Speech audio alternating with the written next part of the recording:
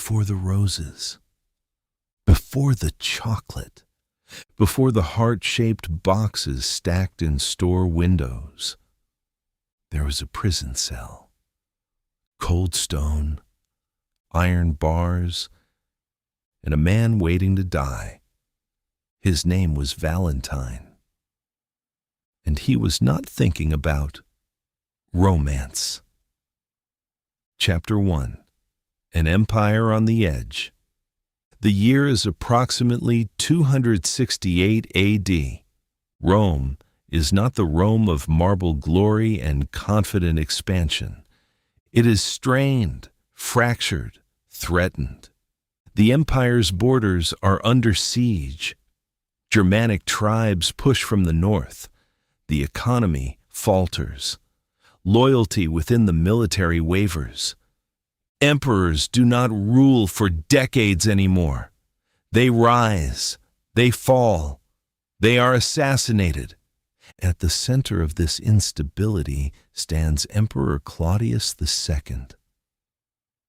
A soldier emperor, hardened, practical, suspicious of weakness.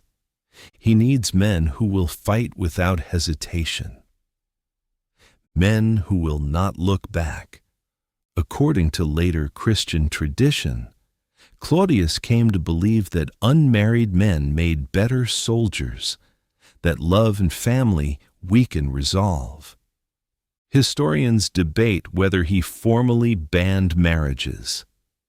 There is no surviving Roman decree confirming it, but the legend endured because it fit the time.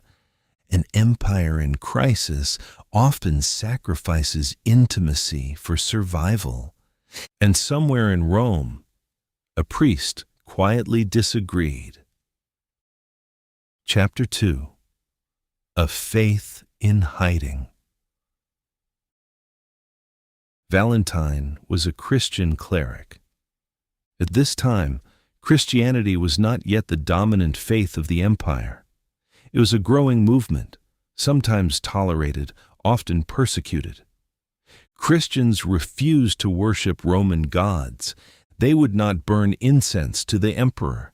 They pledged loyalty to a higher authority. To Rome, that looked like defiance. Christian marriage carried spiritual meaning. It was not merely a legal contract or alliance between families. It was sacred, permanent, covenantal. And if young couples were being discouraged from marrying, Valentine stepped in. Chapter 3. Weddings in the Shadows. Picture it, a small room, lamplight flickering against rough plaster walls. Two young believers stand close together. Fear mingles with devotion. Outside, Rome celebrates pagan rituals and honors imperial power. Inside, Valentine speaks softly. Vows are exchanged in whispers.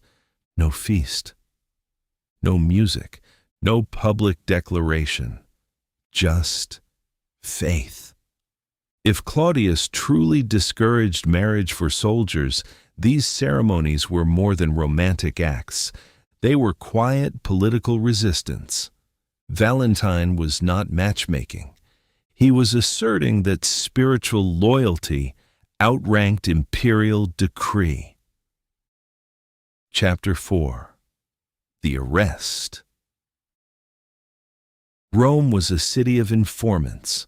Religious gatherings were noticed. Whispers traveled. Valentine was arrested and brought before the emperor. Now imagine that meeting. A priest in simple garments. A ruler draped in authority. According to later accounts, Claudius questioned him. Why persist in this illegal faith? Some legends say the emperor admired Valentine's conviction. Others claim Valentine attempted to convert Claudius to Christianity on the spot. If that part is true, It sealed his fate. Empires do not tolerate conversion attempts directed at their rulers. Valentine was imprisoned. Chapter 5. The Prison Cell. History becomes hazy here. The most tender part of the story, the jailer's daughter, appears centuries later in written tradition. According to medieval accounts, Valentine befriended the jailer's blind daughter. Some versions say he restored her sight through prayer.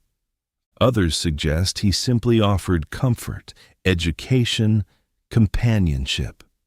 And before his execution, he left her a note signed, "From your Valentine." It is a beautiful detail. But historians must acknowledge something difficult. There is no contemporary Roman record confirming this event. The romance enters the story much later. The earliest Christians remembered him as a martyr, not a matchmaker. Chapter 6. February 14th. Executions in Rome were public theater. They were warnings.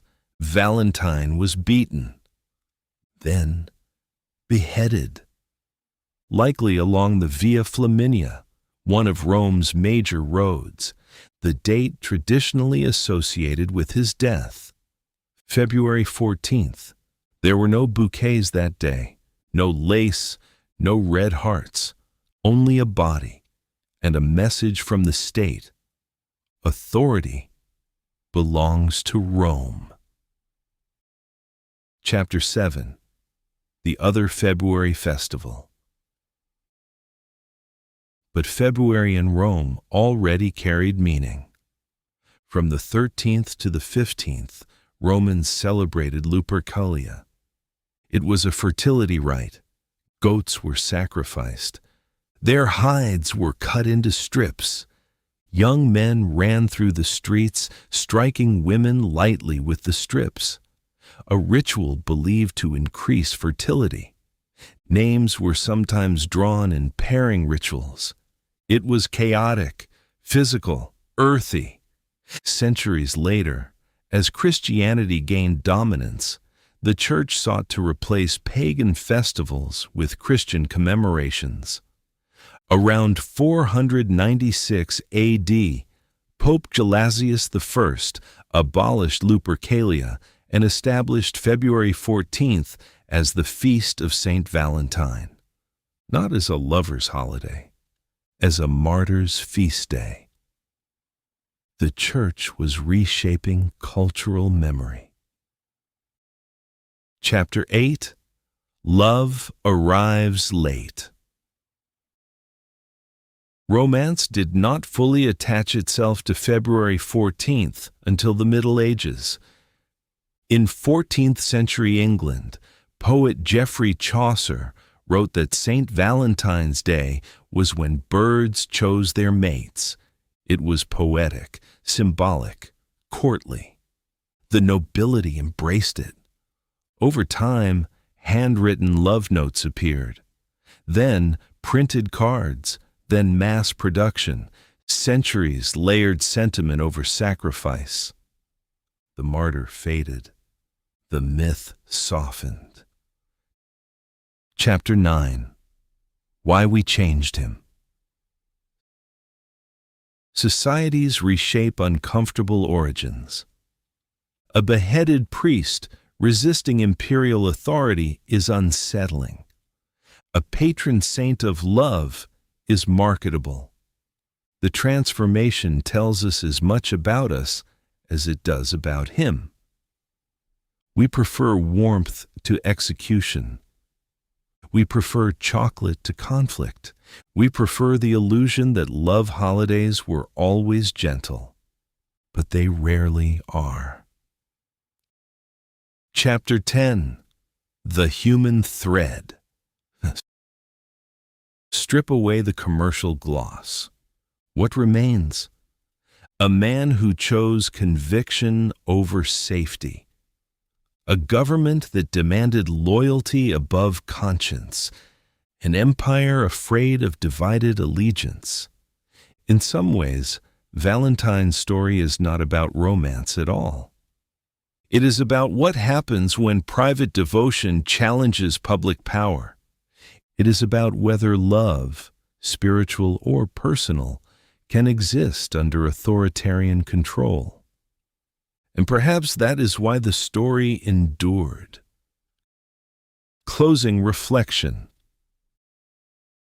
The next time February 14th arrives, remember this: the holiday began not with roses, but with resistance, not with candy, but with conviction, not with heart-shaped boxes, but with a man kneeling on stone, choosing belief over empire.